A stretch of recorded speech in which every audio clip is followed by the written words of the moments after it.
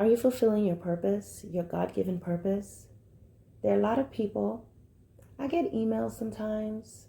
I get messages sometimes. I read a thread. And sometimes, guys, I've never heard anyone I've never really, very rarely do I read anything about someone being concerned about being close to God and wanting Him and desiring Him and wanting to do the things that He's told them to do. Am I close enough to God? Am I hearing God? A lot of times people are concerned about things. A lot of it are relationships. People are very concerned about relationships. And there's nothing wrong with that because God made us social creatures. But sometimes that's all that's at the forefront of people's minds. Relationships, love, relationships, social relationships, friendships, status, things, money, okay? Acquiring and attaining things and just being able to, just whatever their heart's desire is normally first. And there are a lot of people, including Christians, that your whole life really is around stuff. Your life is around your family, your children, your husband, your wife, your boyfriend, your girlfriend, your fiance, your vacations, where you're going, what you're doing, your money, what's coming in, what's going out, getting the newest things, promotions, doing well on your job, getting a new job, getting a new opportunities.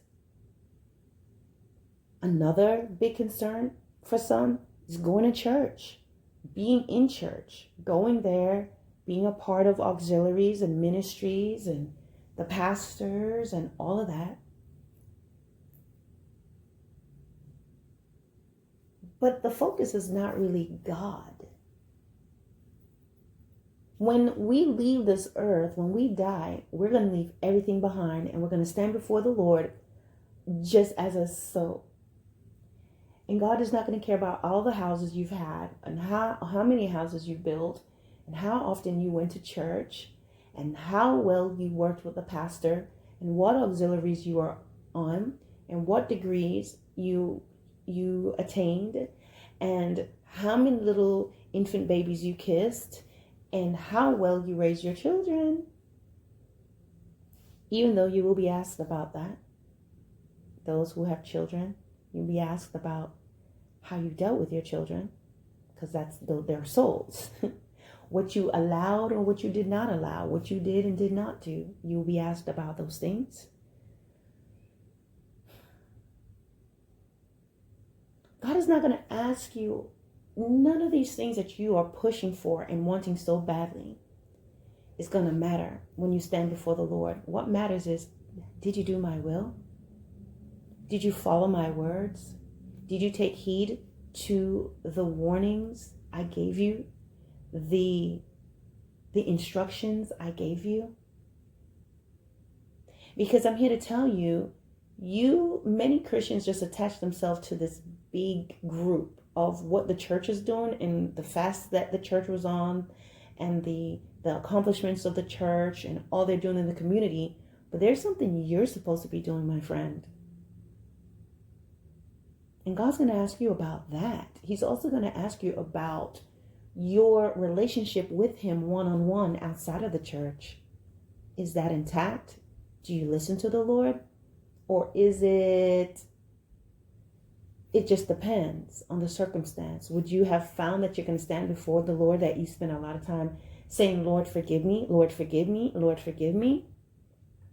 And there's some that don't ask the Lord to forgive you because you feel like you're covered. You have this open tab for sin. God really wants us to take inventory of our lives. Every day that we're given life, what do you do with that day? God knows that you have to live, and you're going to enjoy your family, and you're going to have laughter, and you're going to take a walk in the park, and you're going to go ride your bike, and you're just going to enjoy your kids. Sunday, you just want to chill and do nothing. It's okay. But is God a part of your life? Is he priority? Do you get to him at the end? Are you putting God on an app? Are you rushing through your prayers? Are you forgetting and going, oh, Lord, forgive me, saying something really fast? Nothing we have in this life is going to be worth it. In the end, it's about, did you do what I told you to do? Did you choose me? Did you choose to do my will? Or did you allow someone to talk you out of what I told you to do? Do you allow yourself to just be content with being a part of the mass group?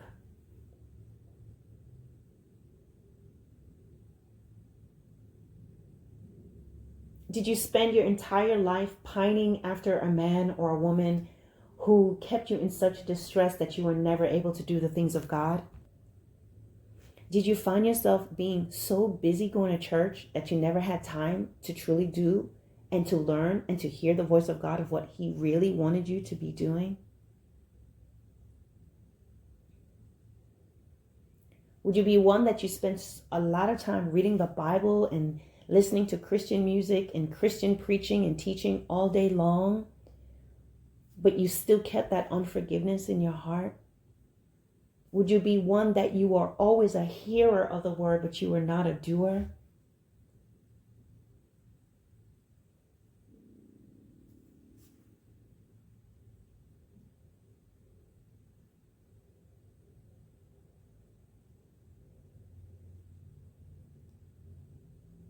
These are the things that's going to matter.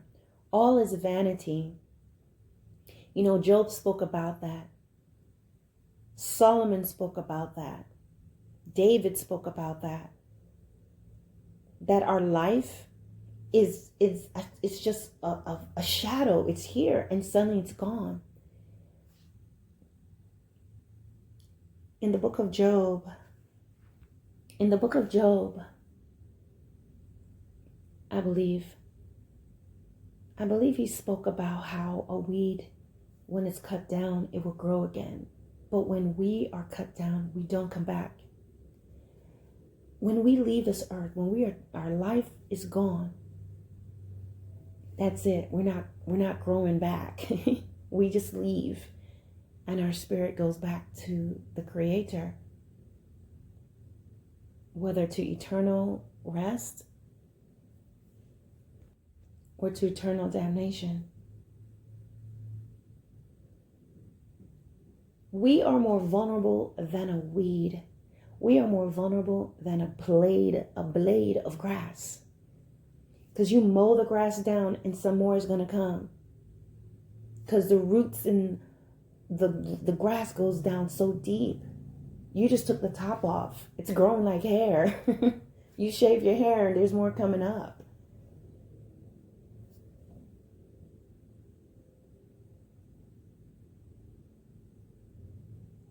A lot of people are really caught up in this life, in this world.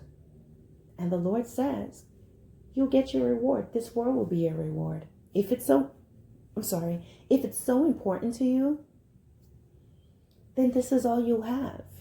But in eternity, instead of being rewarded, you're going somewhere else. Are you living for the Lord, or are you just living for yourself? Is this world your everything? A lot of people are trying to follow the norms of this world, what this world says and deems as successful.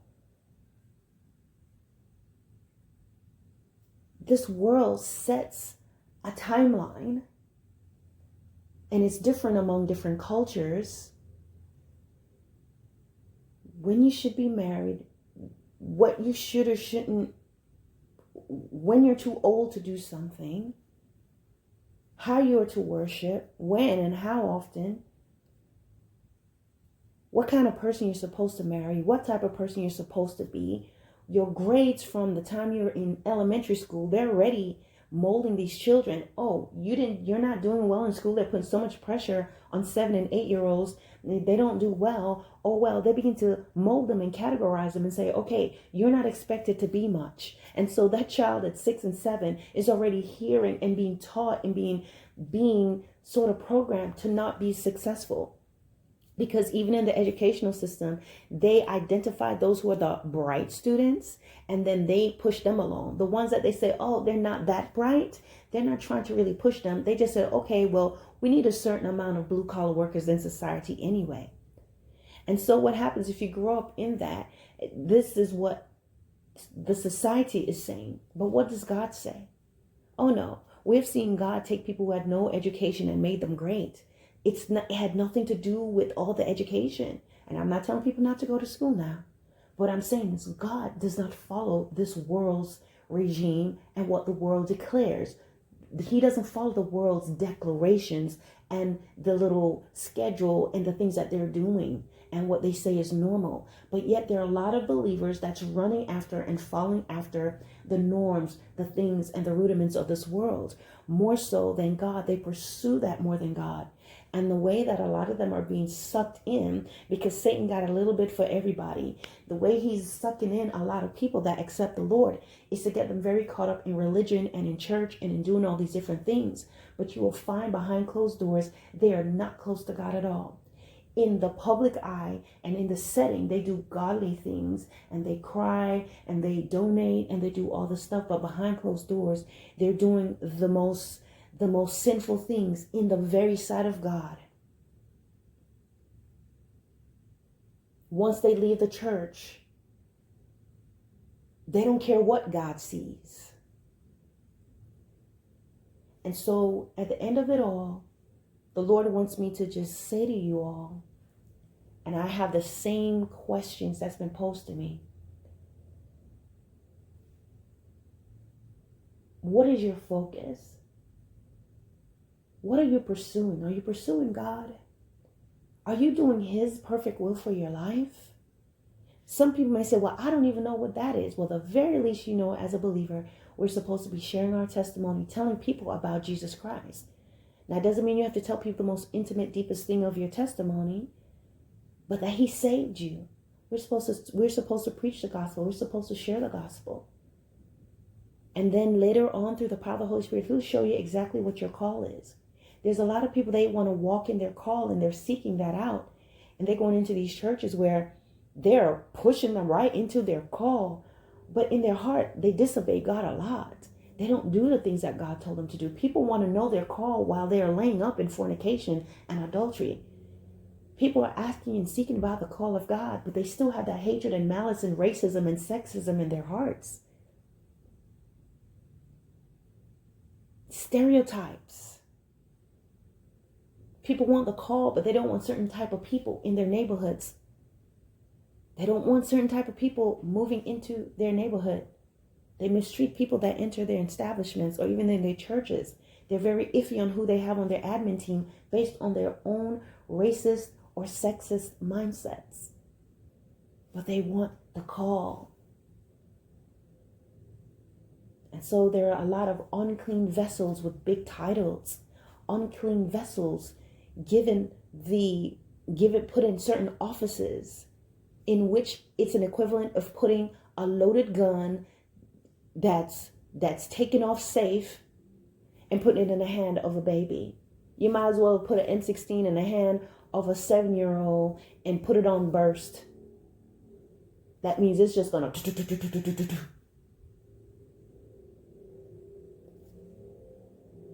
I adjure you to turn to Jesus. Call out to Him. Call out to God.